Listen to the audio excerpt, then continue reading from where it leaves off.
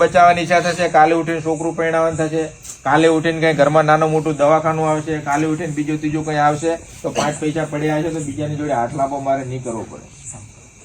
અને આ 5 પૈસા પડ્યા છે તો પોતાનું બાળકને પણ તમે ભણાવો છો. એટલે સૌથી બધું આ બધામાંથી બહાર નીકળવા માટેનું મુખ્ય મૂળ છે આ વ્યસન. એટલે વ્યસનોને તમે એક બાજુ મૂકી દેજો. પહેલેથી જ આપણે ઠાકોર સેનાનો આપણો પહેલો જ ધ્યેય હોય છે કે ભાઈ આપણે સમાજમાંથી વ્યસનોને નાબૂદ કરો. એમાં દારૂ માટે આપણે ઘણા બધા ધમપછાડા કર્યા, કેટલાય લોકોને દારૂમાંથી આપણે છોડાવરાયા છે. હજી પણ આપણું આ કામ ચાલુ જ છે. જ્યારે ત્યારે આપણે નાની મોટી સમાજની મિટિંગ કરતા હોઈએ છીએ ત્યારે આપણે એક જ વાત કરતા હોઈએ છીએ કે ભાઈ તમે કોઈ વ્યસન ના કરો. ને એમાં ખાસ કરીને દારૂ તો ના જ પીવો. એમ તમે તમારા ગામની અંદર કેટલાય કિસ્સો જોયા હશે કે ફલાણા ભાઈ દારૂ પીપીને લીવર બગડી ગયું. પછી શું થાય? લીવર બગડી જાય એટલે એની પડતી ચાલુ થાય.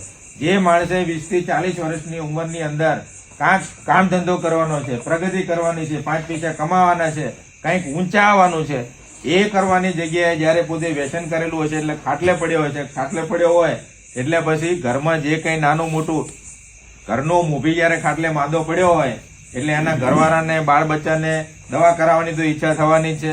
મરતો તો મેલશે નહીં, દવા કરાવે છે, આ દવાખાને જશે, ઓલા દવાખાને જશે. એટલે એ ભાઈ દારૂ પી અને પોતે તો પૂરા થયા હોય પણ પાછળ ઘરમાં જે કંઈ નાનું મોટું ખાવા પીવા વધ્યું હોય એ બધું ઢેડીને લઈ જાય છે. એટલે આવી રીતે કેટલાય પરિવારો આજની તારીખમાં આપણા સમાજની અંદર આ પીડાની અંદર છે.